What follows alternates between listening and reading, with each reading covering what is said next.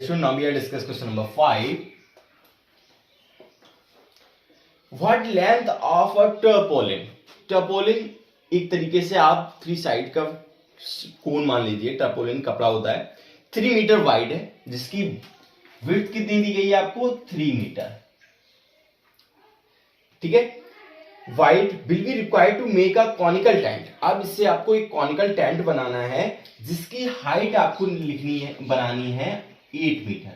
8 metre height का एक conical tent बनाना है. In radius is 6 metre.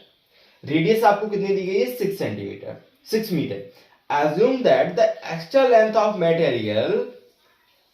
हमें लेंथ निकालनी क्या है हमें लेंथ. ये आपको ध्यान रखना है लेंथ निकालनी. Assume that the extra length of material that will be required for stitching margins and wastage in cutting is approximately 20 cm. तो 20 सेंटीमीटर जो टर्पोलिन था वो वेस्ट हो गया हमारा स्टिचिंग में कटिंग में. ठीक है. इस तरीके से वो वेस्टेज हो गया जब आपने कॉनिकल टेंट बनाया. तो वेस्टेज पार्ट की हम बात करें दैट इज 20 सेंटीमीटर और वी कैन से 0.2 मीटर. अब आप अगर बात करें तो आपका जो टर्पोलिन से जो टेंट बनाया गया तो वो एक कर्व सरफेस एरिया के रूप में ही बाहर से ही बनाया गया. चारों तरफ से बनाया गया. वो कपड़ा जो टर्पोलिन था वो चारों तरफ लगाया गया. मतलब उस कपड़े का जो एरिया होगा वो तुम्हारे कॉनिकल टेंट के कर्व सरफेस एरिया के बराबर होगा. ये चीज समझने लायक है कि जो उस कपड़े से ही वो कॉनिकल टेंट बनाया गया. इट मींस जो कपड़े का एरिया होगा वही टर्पोलिन वही कॉनिकल टेंट का सीएस होगा. लेकिन उसमें कुछ पार्ट जो था वो वेस्टेज हो गया उसकी लेंथ का जिसको ऑलरेडी गिवन है 0.2 मीटर. तो आप क्या करेंगे उस लेंथ में से 0.2 माइनस कर देंगे. ठीक है. चलिए देखते हैं. तो हमें इसकी क्या निकालनी थी लेंथ निकालनी थी. ठीक है. तो सबसे पहले हम बात करें सीएसए की. सीएसए निकालने के लिए हमें सबसे पहले क्या निकालना है. यहां पे आर दिया गया है एच दिया है एल निकाल लेते हैं. स्लेंट हाइट ये स्लेंट हाइट है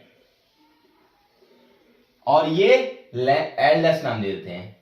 ये एल डैश है लेंथ ऑफ द टर्पोलिन. ठीक है.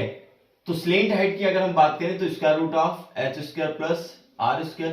तो ये हो गया हमारा 64 और ये हो गया 36. यहां से ये 100 हो गया. 100 का आ गया हमारा 10 मीटर. स्लेंट हाइट आ गई. अब स्लेंट हाइट के बाद हम बात करें सीएसए की. सीएसए होता है हमारा पाई आर एल. पाई की वैल्यू 22/7.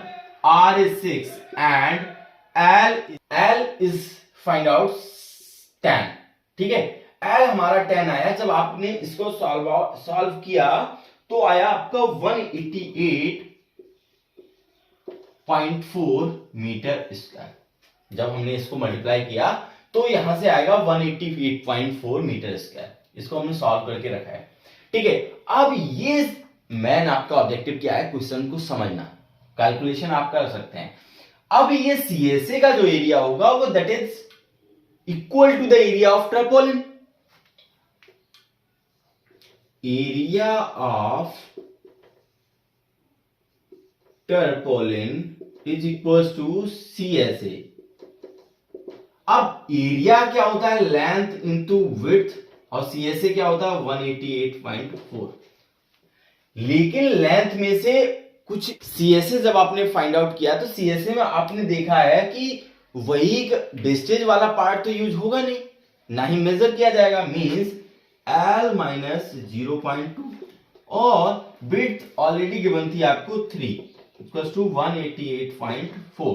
यहां से L निकालें तो 3L माइनस 0.6 इक्वल टू 188.4. अब देखो 3L इक्वल टू 188.4 और ये इधर चला जाएगा तो 0.6. यहां से आ जाएगा 189.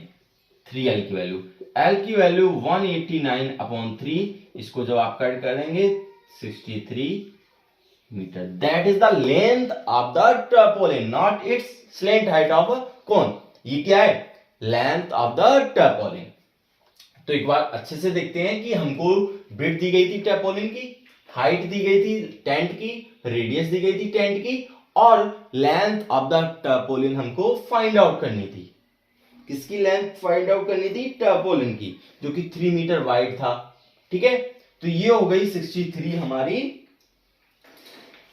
Length of the टर्पोलिन। एक बार मैं आंसर चेक कर ले रहा हूं। 13.3 63 मीटर। ओके, ठीक है, तो ये हमने सीएसए निकाला। सीएसए का जो एरिया होगा that is equal to the length area of the tarpaulin. तो ये हो गया question number 5। Thank you so much, have a nice day.